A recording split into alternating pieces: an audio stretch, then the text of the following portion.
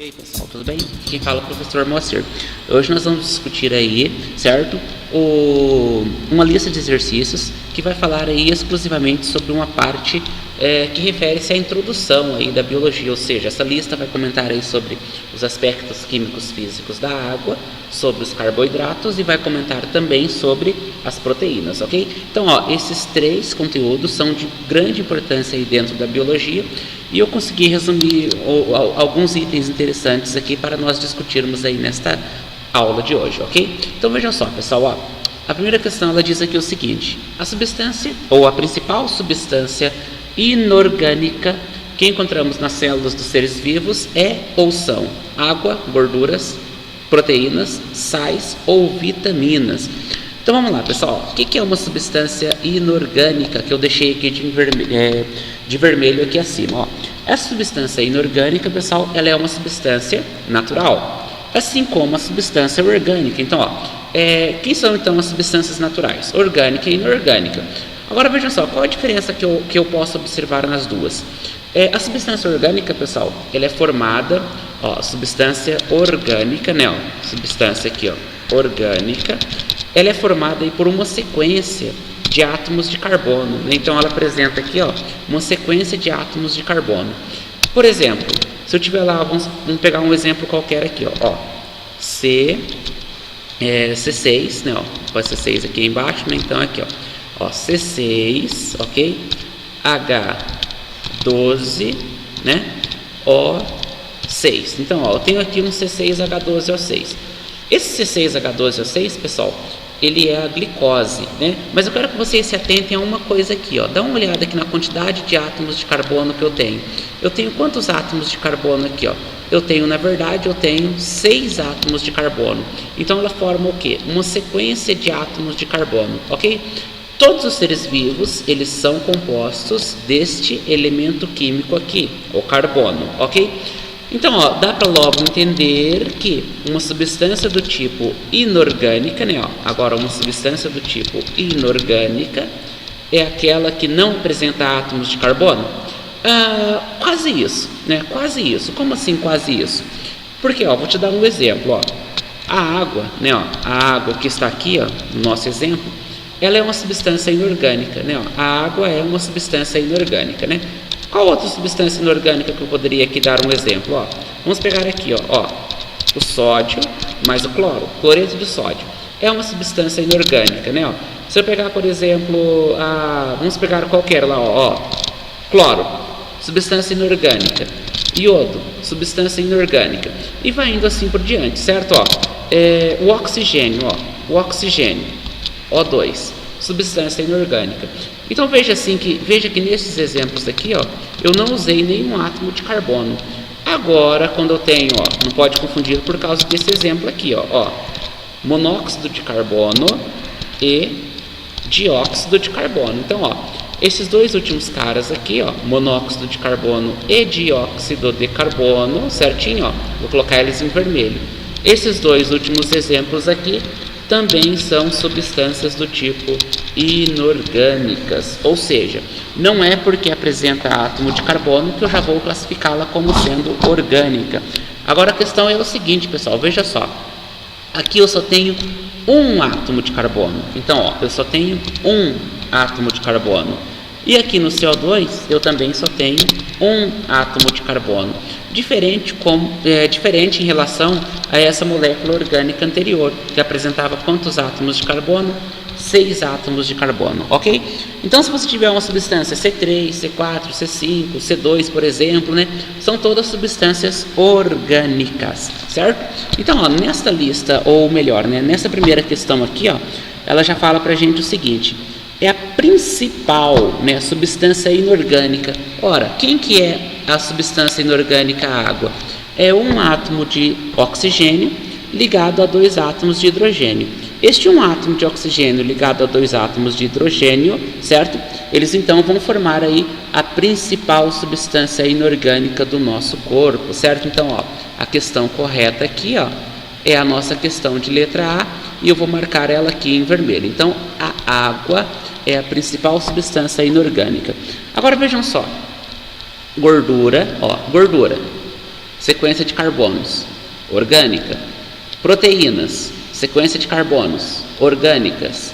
Vou pular aqui para vitaminas, que também são substâncias do tipo substâncias orgânicas, certo? As vitaminas, então, são substâncias orgânicas.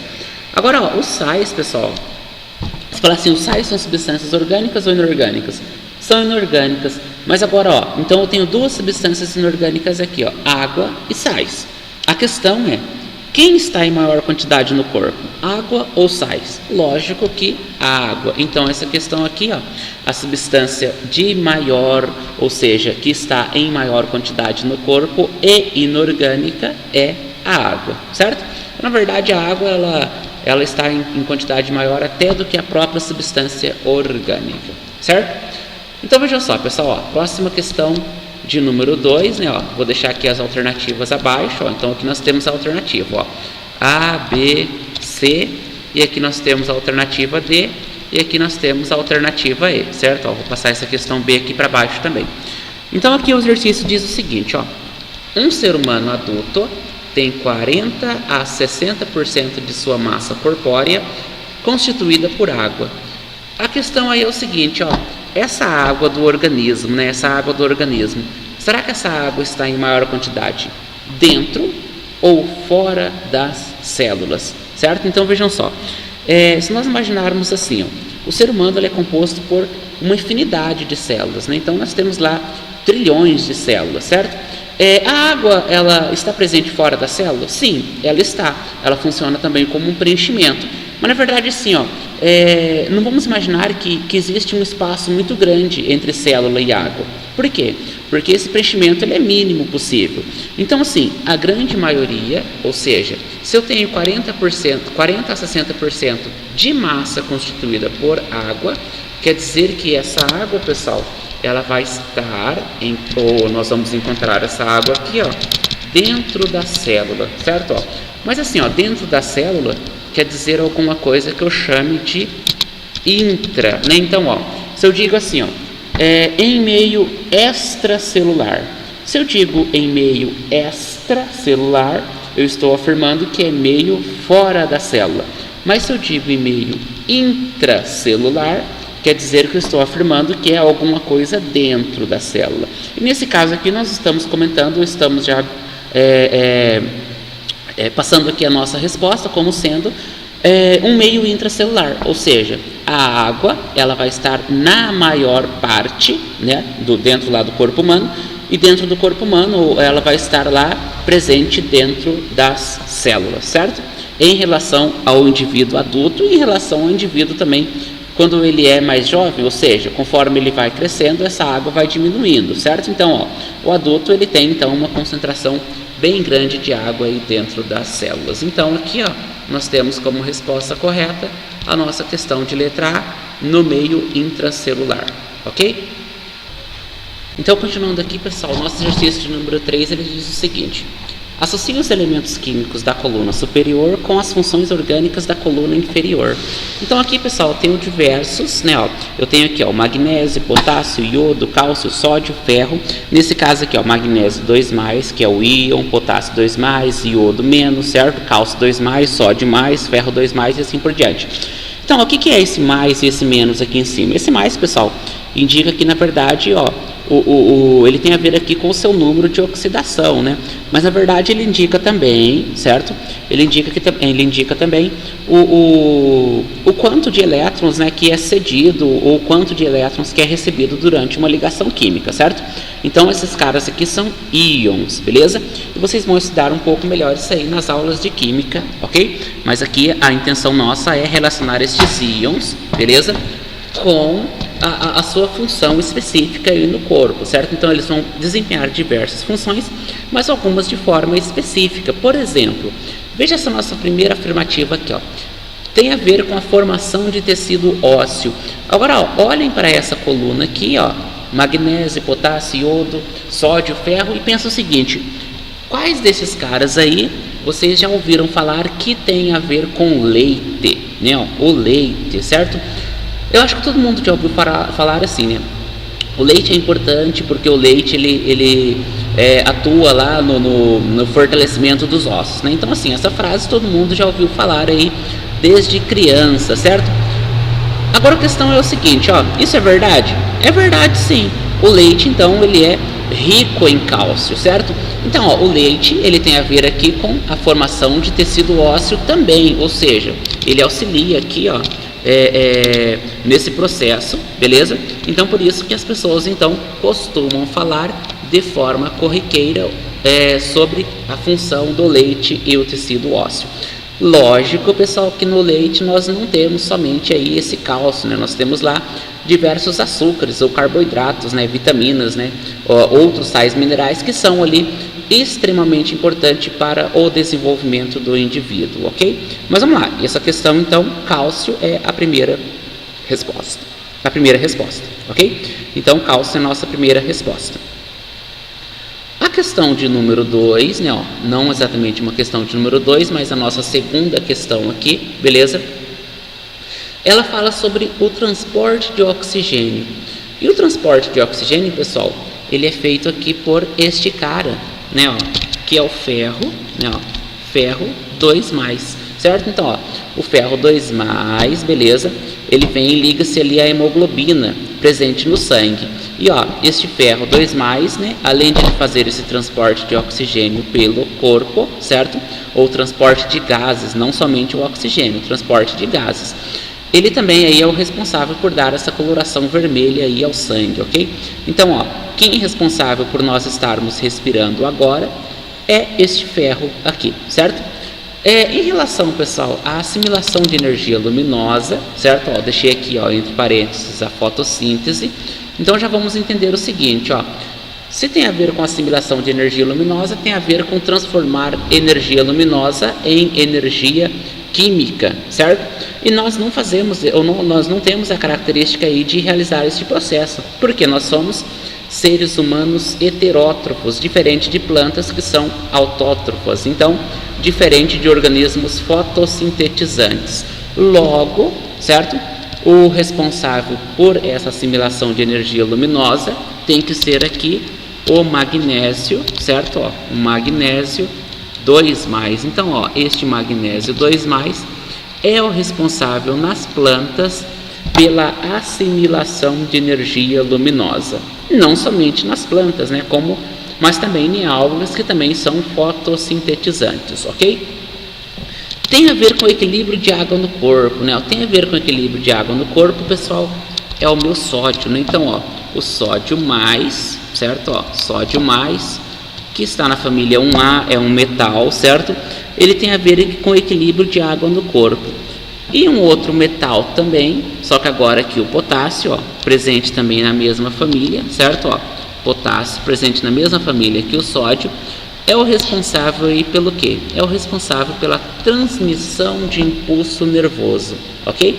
Então nós temos aí agora a nossa sequência. O cálcio, responsável pela formação do tecido ósseo, o ferro, responsável pelo transporte de oxigênio, o magnésio pela assimilação de energia luminosa, o sódio pelo equilíbrio de água no corpo e o potássio pela transmissão de impulso nervoso, ok? Vamos lá, pessoal, aí vem uma pergunta aqui de número 4 e diz aqui o seguinte, ó, esses compostos acima, eles são classificados como substâncias orgânicas ou como substâncias inorgânicas, ó. Esses compostos aqui, pessoal, são classificados como sendo substâncias do tipo inorgânicas, né, ó. Mas como você chegou a essa conclusão? Ora, vamos lembrar lá do nosso primeiro exemplo. Existe aqui uma sequência de átomos de carbono? Não existe. Então, se não existe uma sequência de átomos de carbono, eu já mato essa questão com a resposta como sendo inorgânica, ou seja, não apresenta uma sequência de átomos de carbono, ok? Vamos lá, pessoal, ó. Próximo exercício, né, ó. Próximo exercício aqui, ó, ele fala sobre carboidratos, ele fala sobre sais minerais, fala sobre lipídios e fala aqui sobre a água, certo? Ó, mas ó, o que fala esse exercício aqui? Ele diz aqui o seguinte, a energia que usamos, ó, a energia, né, eu vou grifar aqui de verde, ó, vou trocar aqui a cor e colocar o verde, e o exercício diz aqui o seguinte, ó, a energia que usamos para realizar os movimentos provém da degradação de alimentos que ingerimos, né, ó. Nesse caso aqui, ó, entre os nutrientes que ingerimos, indique o mais utilizado na produção desta energia. Então vejam só, pessoal, mais utilizado na produção de energia. E o mais utilizado, pessoal, é o açúcar, né? Ó, é o açúcar. Mas assim, que açúcar é esse? Ora, os açúcares, pessoal, eles nada mais são do que? Nada mais são do que carboidratos, né? Mas o que é um carboidrato? Um carboidrato nada mais é do que um hidrato de carbono. E esse hidrato de carbono, pessoal, também pode ser chamado aqui de glicídios, né? Ó, glicídios, certo? Então vejam só, pessoal, o açúcar, né? Ó, tem a ver aqui com a produção de energia. Deixa eu passar essa linha de baixo aqui para nós ficarmos com uma linha só, certo? Ó, então, ó, o açúcar ele tem a ver aqui com a produção de energia. Mas quem que é o açúcar? O açúcar é um carboidrato. Mas quem que são os carboidratos? São compostos formados por carbono, hidrogênio, certo? E oxigênio, certo? Mas nesse caso aí, ó, esse carboidrato, beleza? Ele também pode receber aí um outro nome, né? Ó. Mas quem que é o outro nome que pode ser dado a esse carboidrato? Hidrato de C. Quem que é esse C aqui? Ó, carbono. Então, hidrato de carbono. Mas, ó, além de açúcar, carboidrato e hidrato de carbono, estes caras também recebem o nome de glicídios. Então, ó, estes 4 nomes aqui referem-se a um composto orgânico apenas, certo? Ó, este é um composto orgânico, beleza? E este composto orgânico é o responsável por dar energia ao nosso corpo, né? Então, imagina assim, ó, nós vamos correr 2, 3, 4, 5, 10, 20 quadras, né? E nós vamos consumir uma determinada energia, né? Então, qual a energia que eu preciso? Eu preciso de açúcar para essa corrida que eu fiz. Aí, quando eu gastar este açúcar da energia, certo? Aí eu começo a consumir a gordura, né? E a gordura tem a ver com os nossos lipídios que estão aqui na questão C. Mas a questão aí não fala de lipídios ainda, ela quer saber só da substância principal. E a substância principal responsável por dar energia ao corpo é a... Opa, pessoal, grifei errado aqui, ó. É a letra B, é o carboidrato, certo? Não a proteína, e sim o carboidrato. E já está na mesma linha, beleza? Então vamos continuar então, pessoal. A questão de número 6, né? Ó. A questão de número 6 ela é interessante. Por que ela é interessante? Porque ela é uma questão somatória. E ó, a maioria de vocês aí talvez estejam no primeiro ano, e até o primeiro ano não é comum nós encontrarmos aí diversas questões somatórias aí, tanto em exercícios do livro ou nas próprias avaliações que você realiza aí ainda durante a sua vida escolar, né? Mas a partir deste momento agora começa a surgir aí uma nova forma de questão de verdadeiro ou falso, que é um pouco mais ela é a mesma estratégia da questão de verdadeiro ou falso, mas aí o aluno acaba confundindo porque ele precisa exatamente de uma soma, e essa soma pode ser que ultrapasse o número de verdadeiras ou seja inferior ao número de verdadeiras totais, e a pessoa acaba tendo uma nota ou parcial ou uma nota nula se a pessoa não consegue seguir rigorosamente o que pede o exercício. Mas como vocês estão assistindo essa aula, vocês sempre vão, ou sempre daqui para frente, né, ó, todas as avaliações que vocês fizerem, vocês vão muito bem, porque vocês vão prestar muita atenção nesse exercício aqui, ok? Vamos lá, pessoal, eu disse que a questão somatória é uma espécie de verdadeiro ou falso. Então vamos colocar verdadeiro ou falso aqui para nós termos ideia de quem é verdadeiro e quem é falso, certo? Ó, a questão 01, ela diz aqui o seguinte: os carboidratos, ó, vou ler aqui em cima, ó. Os carboidratos são chamados também de hidratos de carbono, glicídios e ainda de açúcares. E vai bater com quem? Vai bater ali exatamente com a nossa questão de número 5. E nós já vimos que essa questão ela é verdadeira, ok? Aí eu venho para a minha questão número 2, ou questão 02, beleza? E diz lá o seguinte, ó, a principal função dos carboidratos, ó, aqui em cima, ó, a principal função dos carboidratos no organismo é fazer o quê? Fornecer energia para o corpo. Essa questão é verdadeira? Muito verdadeira. Nós já comentamos ela no exercício anterior, certo? Ó, pessoal, ó, essa questão aqui é interessante, eu vou grifar para vocês, né? Ó, vamos lembrar bem dessa questão aqui, ó. Nos animais, a energia resulta da quebra de glicogênio em glicose, especialmente no fígado. Vamos lá, pessoal. Quem que é esse glicogênio? Esse glicogênio, pessoal, ele é um polissacarídeo. Então, este glicogênio, ele sim vai ser quebrado sim em glicose. Então, esse polissacarídeo aqui, glicogênio, vai ser quebrado em um monossacarídeo glicose, certo? Então vejam só, eu tenho um polissacarídeo, certo? Que vai ser quebrado em quê? Vai ser quebrado em monossacarídeo. E é este monossacarídeo aqui que vai resultar na energia do nosso corpo, beleza? Nos animais, então agora destaquem bem, por que nos animais? Porque nós vamos ver que nos vegetais, beleza? Nós teremos aí um outro polissacarídeo como tendo função de reserva energética. Então, nos animais, é no fígado que encontra-se este polissacarídeo aqui com o nome de glicogênio, beleza? Aí o que acontece? Esse polissacarídeo é quebrado em monossacarídeo. Mas onde que encontra-se esse polissacarídeo? Especialmente no fígado. Mas somente no fígado? Não. Ele encontra-se também no músculo, certo? E no fígado. Então, essa questão aí de 0,4, questão 0,4, é uma questão verdadeira e você já adianta aí para uma próxima questão que vai vir aí após essas 6, certo? Vamos lá, pessoal. O nutricionista disse, vamos cortar carboidrato da nossa refeição. Você não vai cortar exatamente o arroz, né? Mas você pode diminuir a quantidade de carboidratos, diminuindo a quantidade consumida de arroz, né? Ao invés de comer ali o equivalente a 20 colheres, né? A gente pode comer 2, 3, 4, 5 e assim por diante. Então, essa aqui é uma questão verdadeira, ok? Vamos lá, pessoal, questão número 40. A questão número 40 está aqui, Ela diz o seguinte: carboidratos apresentam apenas um átomo de carbono. Já está errado aqui, tenho vários. Mas vou continuar para ver o que mais tem de incorreto aqui, Por isso são classificadas como substâncias inorgânicas. Não, as substâncias como carboidratos são substâncias orgânicas, ou seja, apresentam cadeias longas de carbono, beleza? Então, essa questão de número 40 aqui, é uma questão falsa. E eu vou destacar ela de outra cor para marcarmos ou não confundirmos na hora da somatória, certo? Vamos lá, pessoal. Monossacarídeo é um exemplo de carboidrato. Mas quem que são os monossacarídeos, pessoal? Então, esses monossacarídeos são formados, ou são monômeros, no caso, formados aí por quem? Por uma única unidade molecular, que pode conter de 3 até 7 átomos de carbono. Então, se nós voltarmos nesse exemplo aqui em cima, nós temos aqui um monossacarídeo. Quantos átomos de carbono ele tem? Ele tem 6, então ele é um açúcar, né, do tipo hexose. Então, essa questão número 6, questão número 6, que fala aqui, sobre o monossacarídeo ser um exemplo de carboidrato, é uma questão bem verdadeira. Então, essa questão aqui, V, eu vou destacar da minha cor preta novamente, certo? Então, vou sair da minha cor verde e volto para a minha tonalidade escura, certo? E depois, ele vem e fala novamente da glicose, C6H12O6.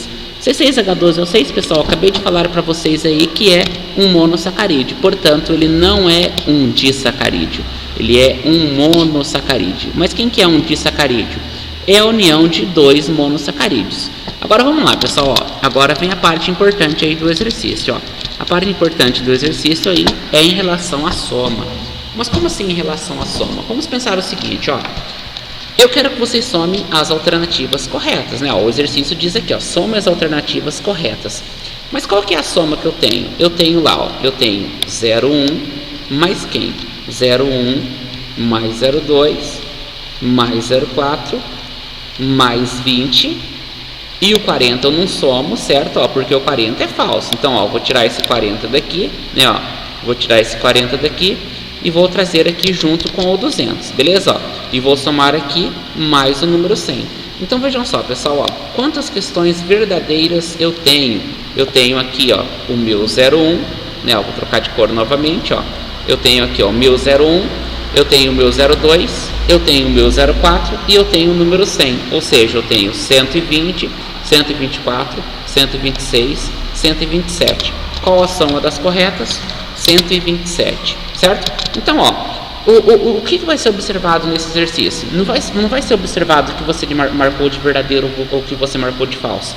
mas vai ser observado exclusivamente a sua soma, né? Ó, nesse exercício, por exemplo, ele tem 5 alternativas corretas. Então, ó, eu poderia falar assim, ó, então esse exercício vale 2,5 pontos, né? Ó, esse exercício vale 2,5 pontos.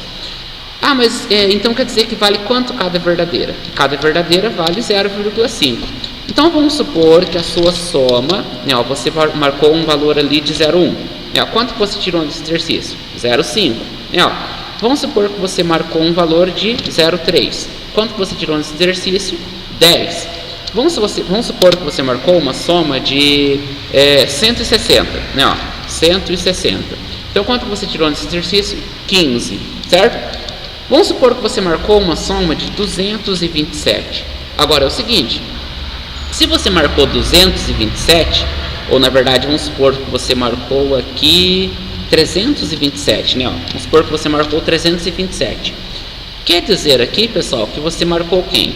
Você marcou o 127 correto, só que você marcou aqui, ó, mais 200, e esse mais 200 refere-se a uma afirmativa falsa.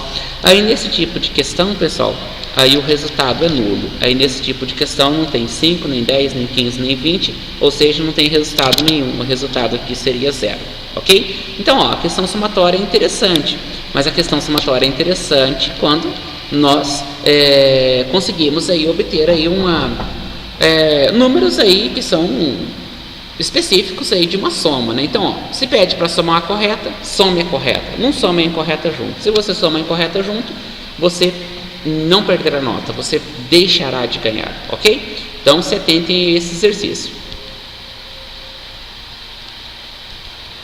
O exercício de número 7, pessoal, ó, essa soma vem do resultado acima, né? Então não vou ocupar ela aqui, ó. O exercício de número 7, ó, ele pede aqui, ó, que você comente sobre esses açúcares, certo? Ó, então, ó, açúcares. Os açúcares complexos são resultantes de muitos monossacarídeos, ou seja, são denominados polissacarídeos, certo? Ó, polissacarídeos muito monossacarídeos. Né? Se pegar, por exemplo, assim, ó, celulose é um polissacarídeo? Sim, a celulose é um polissacarídeo, ok? Quem mais é um polissacarídeo? Eu posso chamar então muitos, ou monossacarídeo formado por diversos, certo? Posso chamá-los aí de polissacarídeos, ou seja, então vejam só, pessoal, geralmente então esses polissacarídeos eles vão apresentar muitos átomos de carbono. Por exemplo, a celulose, ela apresenta 29 átomos de carbono, então é um número muito maior do que 3 a 7 dos mono, e no caso da união de mono com mono formando di. Então os polissacarídeos apresentam muitos átomos de carbono, ok? O exercício aí ele diz o seguinte, ó, cite 2 polissacarídeos de reserva energética. Então, ó, o que é a reserva energética? É onde nós vamos obter a nossa energia, certo? E ele quer aqui, ó, um de origem animal, que vocês já sabem porque nós já comentamos hoje aqui, e um de origem vegetal, que eu vou comentar com vocês aqui agora, certo? Diga ainda qual será encontrado no fígado e no músculo esquelético e qual será encontrado principalmente nas raízes de mandioca, semente de milho e no caule da batata, certo? Então vejam só, pessoal, ó, esse aqui do fígado e do músculo esquelético, nós já comentamos aqui acima, né? Ó, nós já comentamos aqui acima que ele é quem?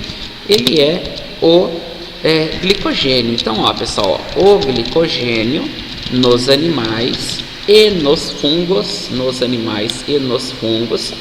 ele é então o nosso polissacarídeo de origem então animal, ou seja, o nosso polissacarídeo de origem animal que vai converter-se em açúcar, certo? Ou em açúcar, qual açúcar? A glicose, é o glicogênio, ok? Mas vamos lá então, pessoal, mas quem que é aquele que é encontrado, ó? Agora, ó, qual será aquele, né, ó? Qual será aquele encontrado, certo? Principalmente nas raízes de mandioca, semente de milho e no caule da batata. Nesse caso agora eu tenho um segundo polissacarídeo. Mas quem que é o meu segundo polissacarídeo? Agora ele é um específico para as plantas, que é quem? Que é o meu amido. Então, ó, pessoal, nos animais quem é o polissacarídeo de reserva energética? Glicogênio. Nos fungos também, certo? Nas plantas, quem que é o polissacarídeo de origem, ou quem que é o polissacarídeo de reserva, é o amido, certo? E nós vamos encontrar aí, por exemplo, existem algas que vão ter óleo como reserva energético, né? Eles vão ter aí outros polissacarídeos que não são especificamente esses dois que estão aqui. Mas nesse exercício ele pede somente dois, um de origem animal e um de origem vegetal. Então nós já temos aqui nossos dois polissacarídeos, ok? Olha lá, pessoal, a questão número 8 também é uma questão somatória, né? Ó, questão somatória também. Vou tirar essa soma daqui, ó, para nós realizarmos aí melhor esse exercício, certo? Ó, então, ó, esse número 8 ele diz aqui o seguinte: some o que for correto sobre as substâncias, some o que for correto. Vamos lá então, pessoal. Primeira questão aqui diz o seguinte, ó: carboidrato, que é quem? Açúcar. Lipídio, que é quem? Gordura. Vitaminas, são fontes de energia para os seres vivos? Ora se são. Então, ó, essa questão 01, né, ó, questão 01, ela é bem verdadeira sim, ok? Então vamos lá então, pessoal, ó. A água, questão 02, é uma substância encontrada em maior quantidade nos seres vivos. Beleza, ó. A água é a substância encontrada em maior quantidade nos seres vivos? Sim, ou se é. Então, ó, essa questão 02 também é verdadeira. A questão 04. Então vamos lá, pessoal, questão 04. Além de sua função energética, os carboidratos estão presentes, né, ó, vou grifar aqui, ó, estão presentes na formação de algumas estruturas dos seres vivos. Sim, pessoal, essa questão é verdadeira. Eles têm a função energética? Já vimos vários exemplos aqui hoje.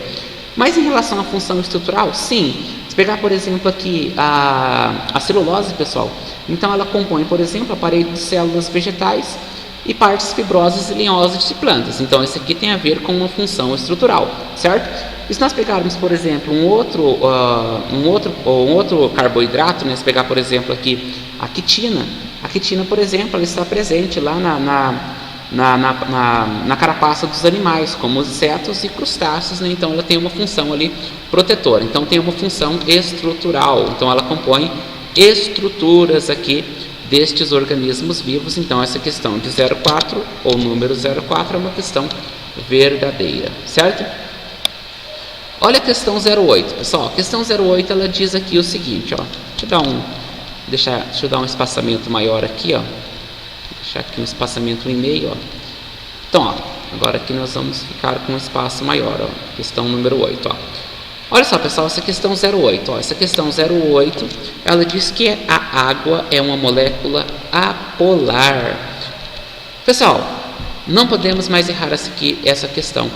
Neste mesmo canal temos um vídeo falando exclusivamente sobre as características da água. E lá naquele canal, ou neste canal, e naquele vídeo, fala que essa água, ela não é apolar, é uma molécula do tipo polar, né? E já nós vamos comentar novamente aí sobre essa polaridade da água, pessoal. Então essa questão aqui, ó, questão 08, é uma questão falsa, certo? A questão 16, ela diz aqui o seguinte: os seres vivos apresentam uma composição química mais complexa do que a matéria bruta, sendo formado por substâncias orgânicas como proteínas, lipídios, carboidratos, vitaminas e ácidos nucleicos, né? Quem são esses ácidos nucleicos aqui, ó? DNA, né? Ó, DNA e RNA. Então, pessoal, essa questão 16 é uma questão bem verdadeira, certo? E a questão 100, ela diz assim, ó: a água dissolve tudo, por isso é um solvente universal. Ora, a água é um solvente universal, mas ela não dissolve tudo, né? Ó, vamos sair na chuva quando chove, né? Lógico, sair na chuva quando chove, né? Mas vamos lá, vamos sair na chuva e se fosse verdade isso, então nós viraríamos pó, né? Então nem por isso você vai deixar de sair na chuva, né? Ó, a chuva não vai deixar ninguém como sendo pó. Então quando a gente toma banho, por exemplo, a gente faz uso da água e nós não fomos dissolvidos, né? A água está presente no corpo e a água não dissolveu o nosso corpo, certo? Então essa questão aqui é uma questão falsa, ok? Ó, questão falsa aqui, e aqui também temos uma questão falsa. E agora vocês já sabem como somar aqui as verdadeiras. Então, quem são as verdadeiras desse exercício? 01 mais 02 mais 04, então eu tenho aqui, ó, 16 mais 4, 20, mais 2, 22, mais 3, 23. Ou seja, eu tenho aqui uma somatória de valor 23, né? Então, qual o valor da nossa somatória? As somatórias somam 23. Então, questão fácil. Interessante de comentarmos aqui, não vamos mais errar esse tipo de questão somatória, certo? Vamos lá, pessoal, ó. Essa questão número 9 aqui, ó, ela pede o seguinte, ó. Questão número 9, ela pede o seguinte: o corpo é composto por diversos átomos, e dentre estes átomos, destacamos alguns como os elementos químicos: nitrogênio, hidrogênio, carbono, fósforo, enxofre, oxigênio, dentre outros diversos átomos.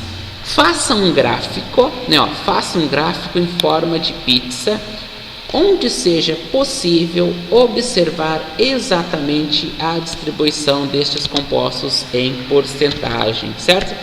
Vamos lá, pessoal. Eu tenho um livro aqui à frente que chama-se Conexões com Biologia, né, ó. É um livro que veio este ano, né, então é um livro novo. E esse livro, pessoal, que é uma obra coletiva, ele vai representar este gráfico, ó, exatamente onde? Ele vai representar este gráfico exatamente aqui na nossa página. Vamos pegar aqui, ó, na nossa página de número 78. Então, ó, para quem tem esse livro Conexões com Biologia, lá na página 78 ele vai representar este gráfico, como ele deve ser feito. E eu vou passar ele aqui para vocês exatamente como está nesse livro, ok? Então vamos lá, pessoal, acompanhe aqui comigo o nosso desenho. Então, pessoal, nós temos aqui nosso exemplo de gráfico em forma de pizza. E a partir desse gráfico nós vamos mostrar então aí qual é a porcentagem aproximada aí da proporção de massa dos elementos químicos nos seres humanos, ok? Ó, essa parte maior aqui em verde, pessoal, ó, essa parte maior aqui em verde, ele corresponde a quem? Ele corresponde ao oxigênio. Então, ó, quem que é o oxigênio, né? O oxigênio é o oxigênio representado pela letrinha aqui, ó, O, certo? Mas qual é a porcentagem que ele encontra-se aí no corpo humano? Ele encontra-se aí em aproximadamente 64%. Então, ó, 64% tem a ver aqui com o oxigênio, certo? Então, ó, aí eu tenho uma segunda parte aqui, ó, né, ó, tem uma segunda parte aqui que é grande, mas é bem menor do que o oxigênio em relação à porcentagem.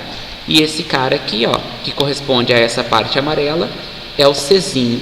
Mas quem que é o Czinho? É o carbono, carbono C.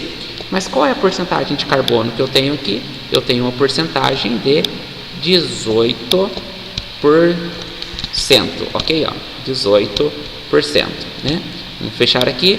Aí eu tenho agora aqui, ó, uma parte azul, né? Ó, quem que vai representar essa parte azul? Essa parte azul, pessoal, vai representar o hidrogênio. E o hidrogênio é representado por qual letra? H. Mas vamos lá, quantos por cento de hidrogênio eu tenho no corpo? Eu tenho aqui, ó, 10% de hidrogênio no corpo, ok? Tenho 10% de hidrogênio no corpo. Aí eu tenho uma parte vermelha, certo? Ó, que corresponde a quem? Essa parte vermelha aqui, ela vai corresponder a outros compostos, né? Então, ó, são outros compostos que nós não vamos citar o nome aqui porque são diversos, certo? Ó, então aqui são os outros compostos. E estes outros compostos, né, ó, eles vão ocupar aqui uma porcentagem de quanto? Uma porcentagem de 3,25, né? Ó, uma porcentagem de 3,25, beleza? Aí eu tenho aqui, ó, um outro, ó, vou trazer aqui no canto, ó, que vai ser o nitrogênio. Então, um outro composto importante aí no corpo e presente vai ser o nitrogênio, representado pela letra N. Mas ele está presente em qual porcentagem? Está presente em 3% aí do ser vivo, ou seja, o nitrogênio está presente em 3%, beleza? Aí eu tenho aqui, ó, essa parte verde mais clara, ó, que eu vou trazer aqui do lado de cá, beleza? Ó, essa parte aqui em verde mais claro, ela corresponde ao fósforo. Mas quem que é o fósforo? O fósforo, ele é representado por essa letra P. Fósforo, então, representado pela letra P, ele corresponde a 1%, né? Ó, então eu encontro 1% de fósforo aí no organismo vivo, ok? E o último, pessoal, essa parte marrom, ó, vou trazer aqui para baixo, ó, essa parte marrom corresponde ao enxofre.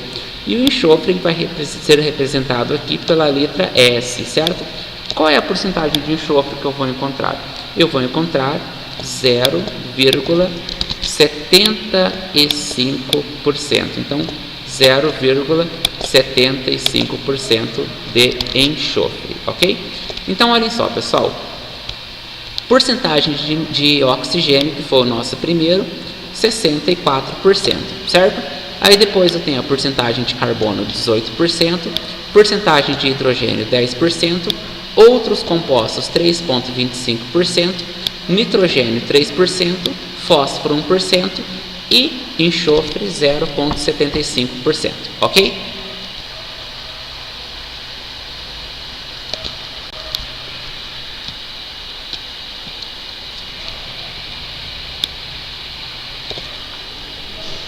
Continuando então, pessoal, ó, o exercício de número 10, ele diz o seguinte, ó, o exercício de número 10, que está aqui, ele diz assim, ó, ao adicionar álcool numa folha, em cima de um pingo de caneta, verificamos que a mancha provocada pela caneta começa a subir pelo papel, devido à afinidade que ela tem por este composto. O mesmo exemplo pode ser verificado em uma planta que consegue obter água através da raiz. Nestes dois exemplos, qual seria a propriedade da água que estaria sendo citada aqui, pessoal? E ó, pessoal, veja só, a água ela apresenta aí diversas propriedades. Então ela tem lá uma coesão, ela tem tensão, ela tem, ou melhor, né, ela tem coesão, tem tensão superficial, tem adesão, certo? E ela tem uma propriedade interessante, né, ó, que possibilita aí, ó, um outro fenômeno, certo? Então, ó, ela tem uma propriedade que possibilita um fenômeno chamado de capilaridade. Então, pessoal, estes dois fenômenos observados aqui refere-se à capilaridade, ou seja, as propriedades de coesão, adesão em conjunto, ele permite que a água suba, certo? Então, você tem, por exemplo, assim, ó, a água consegue subir 20 metros em uma árvore? Bem, só por capilaridade? Não, existe aí alguns outros fatores que vocês vão ver ainda no curso de biologia. Mas assim, boa parte da ascensão da água tem a ver aí com a capilaridade, ou seja, essa resposta aqui, curtinha, já matamos a nossa questão de número 10, ok? Questão de número 11 é um complete, né? O complete é legal, né, pessoal? Ó, o hidrogênio ele é menos eletronegativo que o oxigênio. Na água temos polo positivo para o... Troquem aqui, pessoal, ó, aqui é para o hidrogênio, certo? Ó, aqui é o hidrogênio, beleza? E polo negativo para quem? Polo negativo para o oxigênio, certo? Então, ó, se você olhar na tabela periódica, né, ó, você vai ver, ó, o hidrogênio com 1 elétron e o oxigênio lá com os seus 6 elétrons. Então, vejam só, embora o hidrogênio não seja classificado exatamente aí, numa família 1, 2, 3, 4 ou 5, a gente costuma colocar o hidrogênio lá como sendo, por exemplo, o pertencente ao lado esquerdo da tabela, que é onde tem os átomos com o menor número de hidrogênio. Então, ou menor número de hidrogênio não, menor número de elétrons na sua última camada, beleza? Nesse caso aqui, pessoal, o hidrogênio, ele encontra-se na parte esquerda da tabela, né? Se vocês lembrarem aqui, ó, vou passar para o próximo quadro, só para a gente lembrar por que o hidrogênio ele é mais eletropositivo, ele é menos eletronegativo do que o oxigênio. Acompanhe comigo aqui então. Pessoal, acompanhe aqui o seguinte, ó, vou fazer um esboço de uma tabela, né? Ó. Então a tabela vai ser mais ou menos presente nos livros, né? Ó, mais ou menos desenhada assim, né? Então tem aqui, ó, família 3, família 4, família 5, família 6, família 7, aí sobe aqui para a família 8, certo? Então, ó, se vocês lembrarem dos conceitos do vídeo anterior, ele diz que existe uma força que vem para essa direção e ele vem aqui para essa direção. Mas quem que é essa força? Essa força chama-se eletronegatividade. Então, ó, eletronegatividade, certo? Então, ó, qual é o sentido da eletronegatividade? Baixo para cima, quando na mesma família. Esquerda para direita, quando em famílias diferentes, ok? Então, nesse caso aqui, pessoal, é o seguinte, ó, o que eu tenho nesse caso aqui, ó? eu vou ter o hidrogênio nessa parte esquerda da tabela, certo? E eu vou ter aqui, ó, o oxigênio nessa parte direita da tabela, ou seja, quem que é mais eletronegativo? O mais eletronegativo é o oxigênio. Por isso que eu posso representar, então, o meu oxigênio com um delta menos, ou seja, polo menos.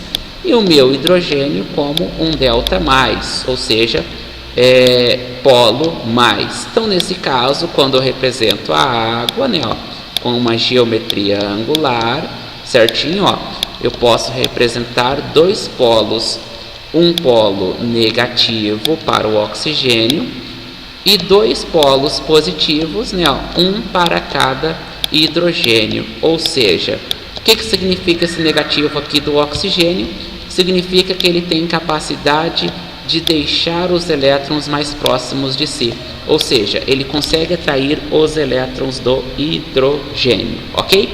Vamos lá, pessoal, e essa característica aqui, ó, é o que vai me dar a polaridade desta molécula de água. Então, voltando aqui para o exercício, pessoal, nós temos aqui, ó, o hidrogênio é menos eletronegativo que o oxigênio. Na água temos polo mais para o hidrogênio e polo menos para o oxigênio.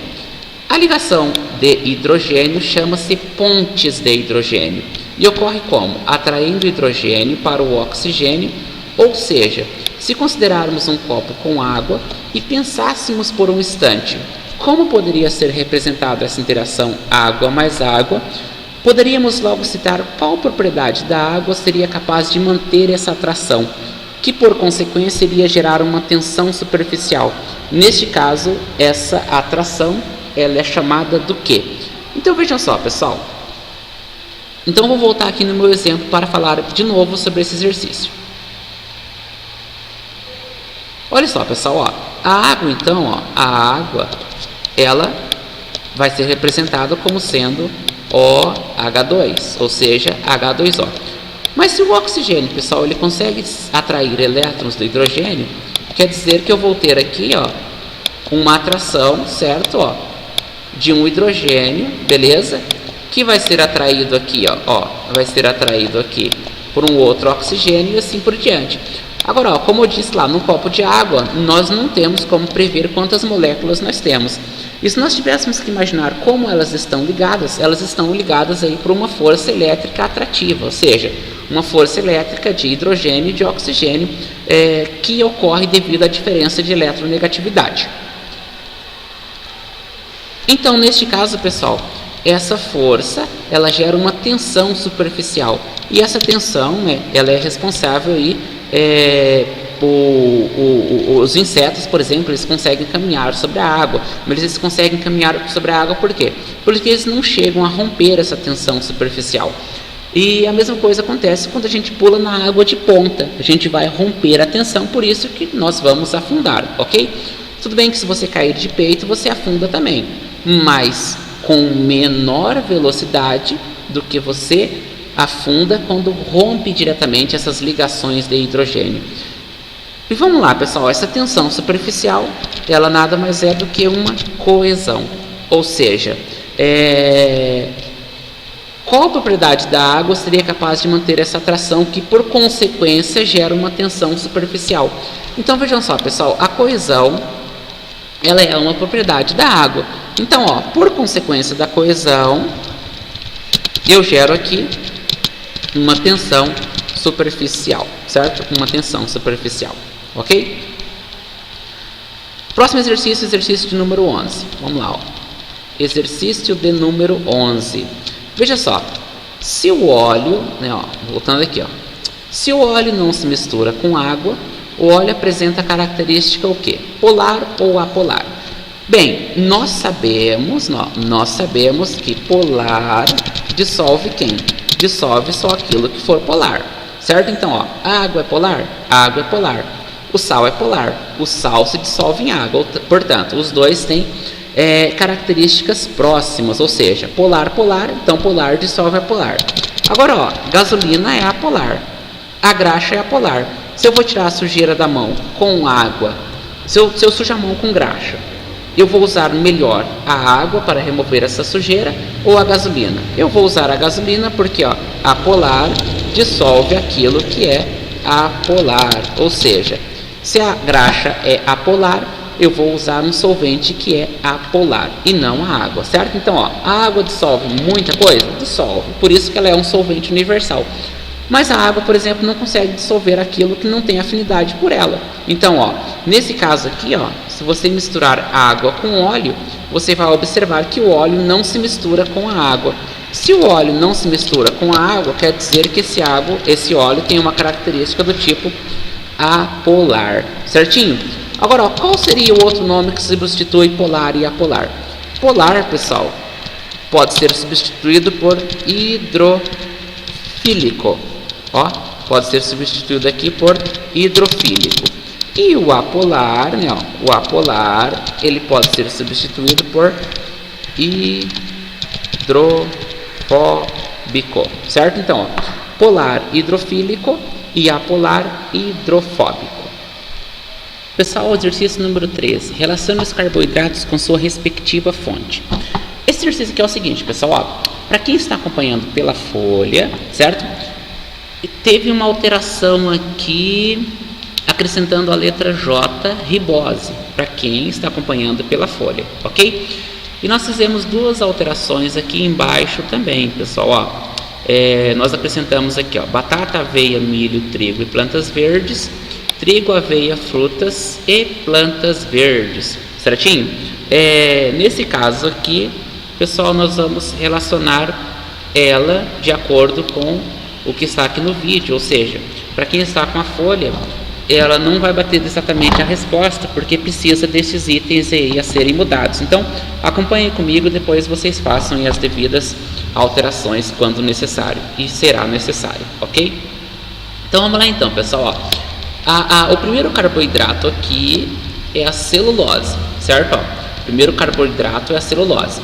E a celulose, ela vai estar relacionada, então existem assim alguns, por exemplo, que estão relacionados com mais de uma característica, mas nós vamos colocar aquela exclusiva, Por exemplo, então, a celulose, então, ela vai estar relacionada aqui com a presença, na verdade, ela é encontrada em grande quantidade lá no trigo, na aveia, em frutas e em plantas verdes, ok? Certinho? Então vamos lá então adiante então. Continuando aqui, pessoal, a quitina, nós comentamos sobre a quitina hoje também, que ela está presente lá nos crustáceos, no exoesqueleto dos insetos. Então, a quitina, ela é bem interessante para nós completarmos ela aqui, questãozinha de letra B, certo? Vamos marcar aqui em vermelho, certinho? Então, vamos lá então, pessoal, o glicogênio, que é o meu terceiro carboidrato, já comentamos aqui na aula também, ele vai ser encontrado onde? Ele vai ser encontrado lá, no fígado e nos músculos, certinho? Aí, o amido, letra D, certo? Ele vai ser encontrado em grande quantidade onde? Esse amido, ele vai ser encontrado em grande quantidade aqui na batata também, na aveia, no milho, no trigo e plantas verdes, ok? Então, vejam só, são bem próximos essas duas questões aqui, beleza? Mas na folha não havia colocado, então acrescentem aí essas outras características também, pessoal. Então vamos lá então, questão número 13, questão de letra E, onde será que encontramos aí, uma grande quantidade de lactose, certo?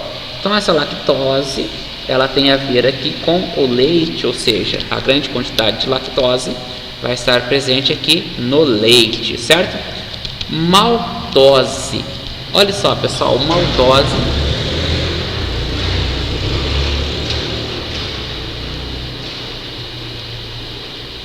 A maltose, letra F, certo? Está relacionada aqui com a semente da cevada, beleza? E a questão sacarose, letra G, questão sacarose, letra G. Essa sacarose, pessoal, ela estará em grande quantidade aqui, na cana de açúcar, obtenção de etanol. Então, a cana de açúcar, então, tem uma grande quantidade de sacarose. A desoxirribose, que é um açúcar, certo? ela tem a ver aqui com o nosso DNA. Então tem a ver aqui com a nossa letra H para o DNA. Aqui nós temos dois, que é glicose e frutose. E a glicose e frutose, elas são encontradas em grande quantidade no mel e nas frutas. Ou seja, aqui nós temos a nossa letra I, ok? E nós temos também a ribose, certo? Ó, e a ribose, ela vai ser encontrada aqui, constituindo quem? Constituindo o meu RNA, ou seja, o meu ácido nucleico RNA. Então agora nós temos aí a associação correta. H para o DNA, J para o RNA, G para a cana-de-açúcar, C para fígados e músculos, B para a carapaça de crustáceos, E para o leite, F para a semente da cevada, I para mel e frutas, D para a batata, aveia, milho, trigo e plantas verdes, e letra A para trigo, aveia e frutas e plantas verdes, ok? Vamos lá, pessoal, ó, questão número 14, ó, questão número 14 é um complete, né, bem interessante também, ó.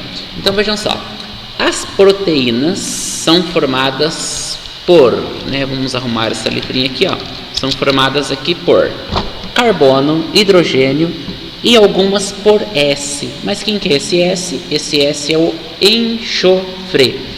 São moléculas abundantes nos organismos vivos. Agora a questão é a seguinte, eu tenho um complete aqui, ó, que eu vou colocar aqui no meio. Uma proteína é formada pela união de, pela união de quem, pessoal? A união de dois ou mais aminoácidos, certo? Ó, uma proteína, então, ela é formada pela união de dois ou mais aminoácidos, resultando na eliminação de quem? Resultando na eliminação de água, ok? Resultando na eliminação de água.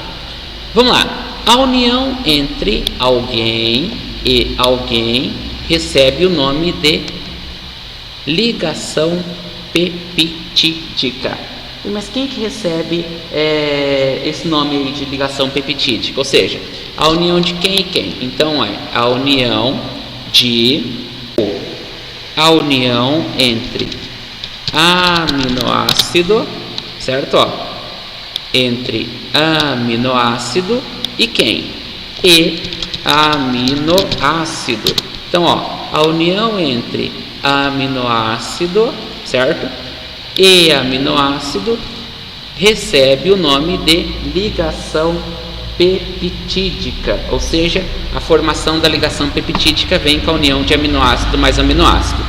Para explicar melhor este exemplo, acompanhe aqui comigo este nosso esquema no próximo quadro. Então, pessoal, veja só, nós temos aqui, ó, dois exemplos de aminoácidos. Então, ó, eu tenho um primeiro aminoácido aqui e um segundo aminoácido aqui, certo? Ó, observem para o detalhe, pessoal, quem que é o aminoácido? Então, ó, no aminoácido eu encontro um nitrogênio, certo? Então eu encontro esse nitrogênio aqui. Esse nitrogênio eu chamo de grupo amina, certo? Grupo amina.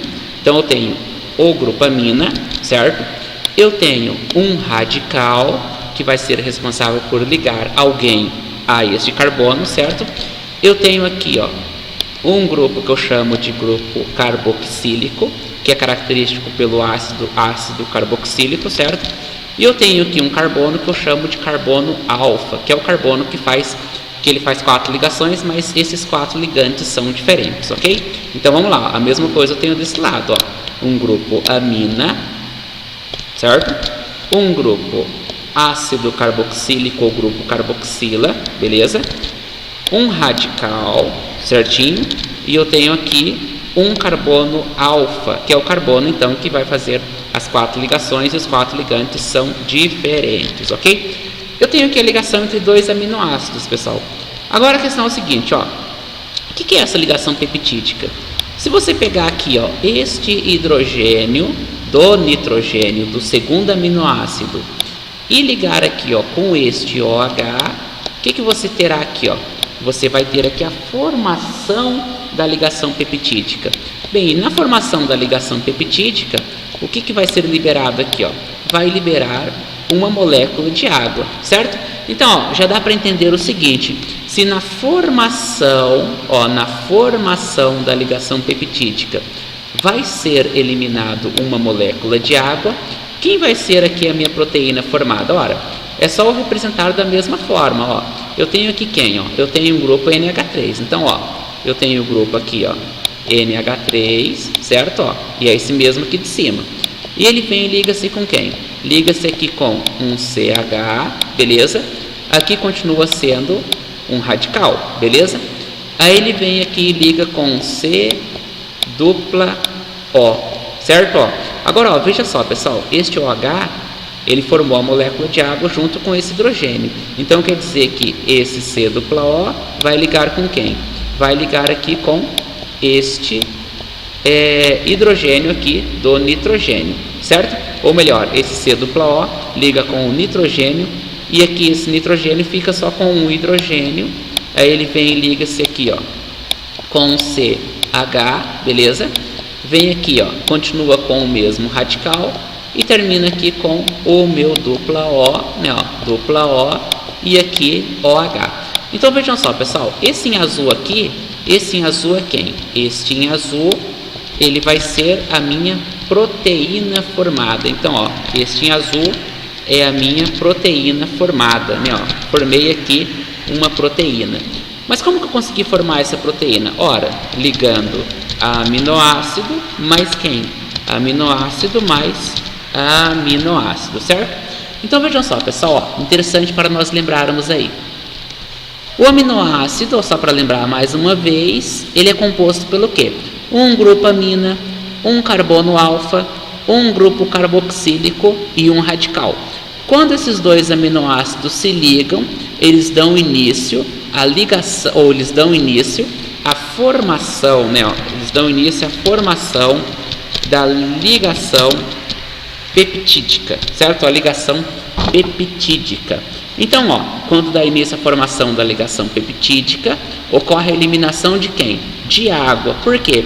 Esse hidrogênio deste canto liga com esse OH deste canto, ou seja, o OH de um aminoácido liga com o H de outro aminoácido, elimina a água. Aí forma quem? Forma a ligação peptídica aqui, ou seja, a união de dois aminoácidos formam quem? Formam uma proteína. Aí a questão letra B, pessoal, ele diz o seguinte: represente um aminoácido indicando o seu grupo amina, seu radical, carbono alfa e grupo carboxílico, que é exatamente a representação que nós fizemos aí no exercício anterior. Então volte no exercício anterior e faça agora a representação aí. Indique lá o aminoácido, né? Indique na verdade lá o grupo amina, o radical, o carbono alfa e o grupo carboxílico, ok? Bem, vou representar de novo para ficar zero dúvidas. Então, pessoal, para não esquecer mais, ó, quem que é o aminoácido? É um composto que apresenta um grupo amina. Mas quem que é esse grupo amina? Esse grupo amina aqui, ó, na verdade ele vai ter só duas ligações aqui, né? É um nitrogênio, né, ó, ligado aqui a dois hidrogênios, beleza? Esse aqui é o meu grupo amina, depois eu venho, circulo e coloco o nome para vocês, ok? Aí ele é ligado a um carbono, e esse carbono tem um R, que nós chamamos aqui de radical. Bem, mas o que é esse R radical? Esse R radical, ele está aqui preparando-se para receber alguém que vai se ligar e vai ser substituído. Ou seja, esse R é substituído por alguém que vem e liga-se a este carbono, beleza? Aí eu vou ter aqui, ó, um hidrogênio neste carbono, né? O carbono faz 4 ligações, ok? E eu vou ter aqui um carbono fazendo uma ligação dupla com quem? Uma ligação dupla com o oxigênio, ligando-se aqui ao hidrogênio. Então vamos lá, vamos colocar o nome então nesses caras aqui? Bora lá então, pessoal, ó. Este composto aqui, ó, ou esta parte aqui do aminoácido, certo? Ela é chamada de grupo carboxila. Então, ó, essa parte aqui, né, ó, ela vai ser chamada aqui de grupo carboxila, certo? Ó, essa carboxila, pessoal, é o ácido carboxílico, certo? Ó, então o grupo carboxila está aqui na nossa primeira representação aí deste aminoácido, ok? Aí eu venho aqui para este outro canto, né? Ó, venho aqui para este outro canto, vou trocar de cor também. E este grupo aqui, pessoal, é o meu grupo amina, certo? Então, ó, este grupo aqui, vou colocar o nome aqui em cima, é o meu grupo quem? É o meu grupo amina, certinho? Vamos pegar aqui uma outra cor mais uma vez. Esse R aqui, né, ó, este R aqui é o meu radical, né, ó, esse aqui é radical. Então, ó, este R, cadê a minha seleção de letra? Está aqui, ó, é o meu radical, beleza? E este carbono aqui, que eu vou pegar aqui uma cor agora, vamos ver qual cor eu pego. Vou pegar esse roxo aqui, né, ó. Então, ó, este carbono aqui é o meu carbono alfa. Este carbono aqui, então, é o meu carbono alfa, certinho? Então, ó, represente o aminoácido e nesse aminoácido indique lá o grupo amina, o carbono alfa, o radical e o grupo carboxílico. Daqui para vocês, pessoal, não pode esquecer nunca mais. Bora lá! Perguntinha fácil, qual a diferença entre aminoácidos naturais e essenciais? Vamos lá, pessoal, ó. Os aminoácidos do tipo natural, ou os naturais, ok? São aqueles aminoácidos que podem ser produzidos por quem? Então, eles podem ser produzidos pelo organismo, né? Então, os aminoácidos naturais são aqueles que podem ser produzidos pelo organismo. Mas então, quem são os aminoácidos essenciais? Ora, se os aminoácidos naturais são aqueles que são produzidos pelo organismo, então quer dizer o seguinte: aqueles que não são sintetizados, ó, então aqueles que não são sintetizados pelo organismo são os aminoácidos essenciais. Eu vou trocar de cor para observarmos aqui a diferença. Então nós temos lá aminoácido natural produzido pelo organismo. Aminoácido essencial não é sintetizado pelo organismo, beleza? Seguinte, pessoal, as proteínas aí elas vão desempenhar aí diversas funções no organismo, né? E dentre essas diversas funções no organismo, eu vou ter lá uma função enzimática, uma função reguladora, uma função estrutural, transportadora, de defesa e assim por diante. A questão aqui é o seguinte: nós devemos relacionar, né, ó, as proteínas que estão aqui à frente, né, ó, na verdade nós vamos relacionar a função da proteína de acordo com a característica que está sendo observada, ok? Então vejam só, deixa eu pegar aqui a minha tinta vermelha, né, ó, minha tinta vermelha, e vamos responder aqui essa questão de número 15. Primeira questão diz aqui o seguinte: a hemoglobina presente no sangue realiza o transporte de gases pelo corpo. E esse transporte refere-se a qual função das proteínas? A função do tipo transportadora, certo? Aqui nós temos então a função do tipo transportadora. Continuando, pessoal, ó. Os anticorpos são responsáveis por manter o corpo longe de doenças. E qual é a função dessa proteína aqui, ó? Tem a ver aqui com a função de defesa, certo? Então temos aqui a função de defesa, beleza? Queratina, pessoal, queratina aí presente nas unhas, né? Então essa queratina presente nas unhas tem a ver aí com uma função das proteínas que refere-se à função do tipo estrutural, certo? Então aqui nós temos uma função do tipo estrutural, ok? Vamos lá. A insulina regula a concentração de glicose no sangue, certo? Então, ó, se a insulina regula a concentração de glicose no sangue, qual função da proteína nós estamos falando aqui, ó? Função do tipo reguladora, certo? Então, aqui nós temos uma função do tipo reguladora, ok? E a questão letra E, né, ó, são chamadas de biocatalisadores, acelerando a velocidade das reações químicas no organismo. E aqui nós temos então uma função, certo? Do tipo enzimática, né? Então, ó, enzimática tem a ver com enzimas, ok? Ó, vamos representar como funciona a ação dessa enzima aqui num gráfico? Acompanhe comigo então, pessoal. Eu acho, pessoal, que é o seguinte: eu acho que as enzimas elas desempenham um papel bem importante e nós não podemos deixar aqui de relacionar ela na forma de um gráfico, né? Então vamos pegar um exemplo qualquer, ó. Eu tenho lá uma relação aqui, ó, em função do tempo, certo? E eu tenho aqui a concentração de alguma coisa que nós vamos representar aqui ainda. Mas não importa exatamente o que aconteça, eu quero só que vocês observem o seguinte, ó. Se eu pegar uma reação que sai desse ponto, né, ó, aí ela vem e termina aqui nesse ponto. Então, ó, eu tenho aqui, ó, o caminho da reação. Então, eu tenho aqui, ó, nesse sentido, o caminho da reação, certo? Então, aqui eu tenho uma quantidade X de energia. Então, eu tenho aqui, ó, uma quantidade X de energia em função do tempo, e aqui eu tenho o caminho da reação. Eu ainda não sei o que é, mas eu coloco para vocês isso daqui, ó, eu venho e coloco para vocês isso daqui.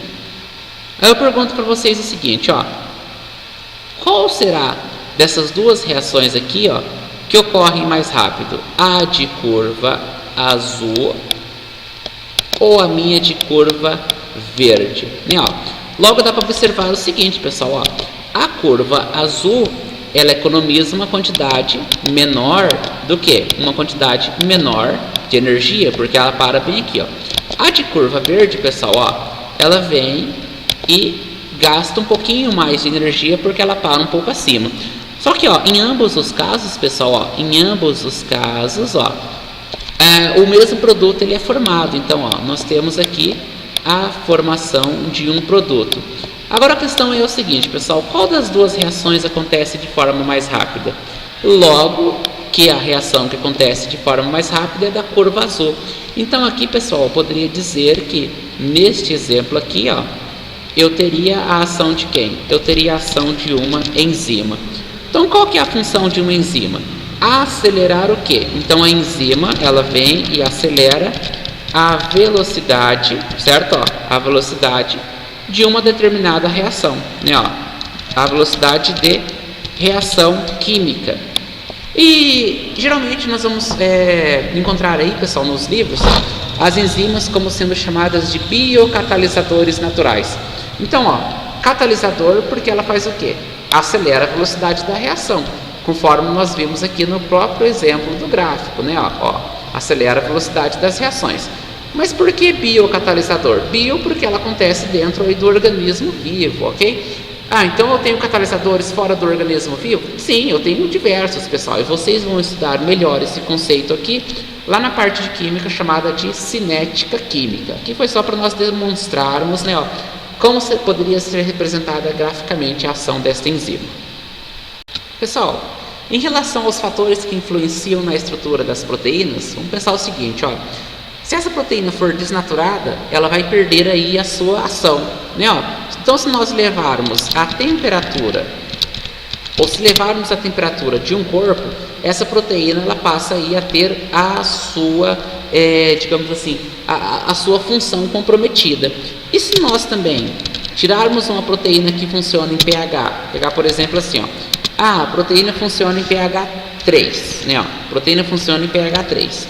Então, se nós colocarmos essa proteína em pH 7, ela para de funcionar, né? Ó, então, vejam só, se nós colocarmos essa proteína em um pH 12, ela deixa de funcionar também.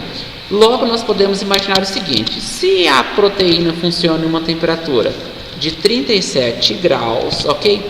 Quer dizer o seguinte, se a proteína funciona em uma temperatura de 37 graus, e se nós colocamos essa proteína numa temperatura aqui, ó, de 100 graus, né? Ó, colocamos aqui uma proteína a uma temperatura de 100 graus, ela também deixa de exercer aí a sua função específica. Logo, podemos destacar o quê? Que tanto a temperatura quanto o pH, eles influenciam diretamente aí a estrutura das proteínas, ok? E continuando, pessoal, já que a gente está falando das estruturas das proteínas, dá uma olhada nessa questão aqui, que interessante. Ela diz aqui e fala o seguinte, ó, as proteínas são caracterizadas por sua estrutura espacial. Quando formadas, passam por 3 processos e 4 níveis de organização. Mas então, quais são os processos que a proteína passa antes de ser, antes dela começar a desempenhar o seu papel?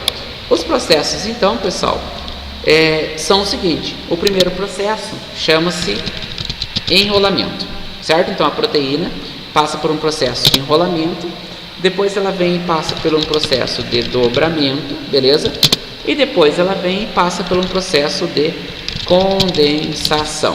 Então, esses aqui são os 3 processos que a proteína deve apresentar. Antes do que, pessoal? Depois ela vai apresentar aqui, ó, 4 níveis de organização. Então, ó, quais são os 4 níveis de organização que essa minha proteína apresenta? Então, ó, os 4 níveis de organização, ok, são qual? Ela vai apresentar lá, ó, uma estrutura primária, certo? Ó, ela vai apresentar aqui, ó, uma estrutura do tipo primária, beleza? E ao apresentar essa estrutura do tipo primária, ela também vai apresentar uma estrutura do tipo secundária, certo? Depois ela vai apresentar uma estrutura do tipo terciária e depois ela vai apresentar uma estrutura do tipo quaternária, certinho? E veja só, pessoal, qual a importância de se adotar essa forma espacial? Veja só, pessoal, a gente pode citar aqui então, ó, trocar de cor aqui para continuar aqui escrevendo sobre as proteínas, né? Nós podemos colocar o seguinte, ó, ao adotar uma forma espacial, o que acontece? Sua estrutura tridimensional, sua estrutura, vou digitar aqui, ó, tridimensional, sua estrutura tridimensional, ela permite o quê? Ela permite a proteína reconhecer outras substâncias. Então, ó, permite que a proteína reconheça outras substâncias, né? Permite que a proteína reconheça outras substâncias e realize o que? Realize uma interação, certinho? Então, ó, vejam só, como assim realizar uma interação? Então, pode pegar, por exemplo, assim, ó, uma proteína com função enzimática. Então, a proteína com função enzimática, ela precisa ter um formato particular de encaixe específico da substância, que é o seu substrato. Ou seja, é este encaixe que vai permitir aí que a proteína enzimática realize ali a sua função. E nesse exemplo, pessoal, a gente costuma chamar essa proteína enzimática de sistema chave fechadora, certinho? Onde nós temos então um encaixe perfeito entre o substrato, beleza? E a nossa enzima, ok? Joinha, então? Então vamos passar adiante. Vamos citar um exemplo, então? Vamos citar um exemplo, ó. Se a gente pegar, por exemplo, assim, ó, as enzimas, por exemplo, elas vão atuar lá acelerando a degradação de maltose, certo? E isso aqui é uma função que ela apresenta. Então, se ela não apresentasse essa forma tridimensional e ela não tivesse, por exemplo, esse encaixe perfeito entre a enzima e o substrato, ela não faria essa degradação de maltose, certo? E, consequentemente, deixaria de desempenhar a sua função, certinho? Aí a próxima questão, pessoal, é a questão 4 da página 87, do mesmo livro Conexões com Biologia do primeiro ano. Bem, mas que está sem o livro, eu vou desenhar para vocês essa questão e nós vamos discutir aí o que era para ser feito nessa questão de número 18. Então acompanhe comigo aqui. Esse exercício aqui ele pedia o seguinte, ó, ele pedia que nós observássemos aqui, ó, estes dois aminoácidos, né, ó, a leucina e a glicina, certo? Então, ó, observando esses dois aminoácidos, leucina e glicina, faça um esquema em seu caderno com a fórmula do dipeptídeo, ou seja, se eu tenho aqui, ó, um aminoácido mais outro aminoácido, eu formo um dipeptídeo, ou seja, eu formo uma proteína, certo? E diz ainda para nós indicarmos aí a formação da ligação peptídica, ok? Então, nós já vimos no exemplo anterior, né, que o aminoácido, ele tem aqui um grupo amina. Então, ó, eu tenho aqui um grupo amina, certinho, e eu tenho aqui o meu grupo ácido, certo? Ó, o meu grupo ácido carboxílico ou grupo carboxila. Agora a questão é o seguinte, pessoal, lembra lá no exemplo anterior que nós pegamos um OH do grupo ácido ou do grupo carboxila e ligamos aqui com quem? Ligamos aqui com o N, ou melhor, ligamos com o hidrogênio do nitrogênio do grupo amina. E isso aqui eliminava o que mesmo? Eliminava este composto aqui, que é quem? Esse composto aqui é a água, ou seja, o OH2, ok? Vai ser um lipídio aqui, né? Vou fazer ele mais certinho para vocês, ó. Então ele vem e elimina aqui quem? Elimina, ó, a água, que é o meu H2 mais um átomo aqui de oxigênio, né? Então essa água aqui, ó, vai embora, elimina, certo? Agora a questão é o seguinte, ó, como que vai ficar então esse dipeptídeo formado, né? Ó? ficar então esse dipeptídeo formado? Eu vou passar aqui para a linha de baixo, eu vou trocar a cor do giz, não, né, mas a cor aqui do nosso pincel, certo? E nós teremos então, ó, vou acrescentar novamente, ó, eu não tenho um C dupla O, OH começando, ó, aqui eu tenho C dupla O, aqui eu tenho um OH, certo? Ah, pessoal, só mais uma coisa, ó, lembra que eu falei que o radical ele pode ser substituído, ó, veja só nesse aminoácido, por exemplo, ó, eu não tenho agora exclusivamente a letrinha R, mas ó, esse CH2, esse CH3 corresponde ao meu radical. Então, ó o meu carbono alfa aqui no meio, ó, certinho? Então, ó, então eu tenho aqui um C dupla O, OH, beleza? Aí esse C dupla O, OH liga-se com um CH, beleza? E aqui, ó, ele vai ligar com o CH2, ó, aqui um CH2, beleza?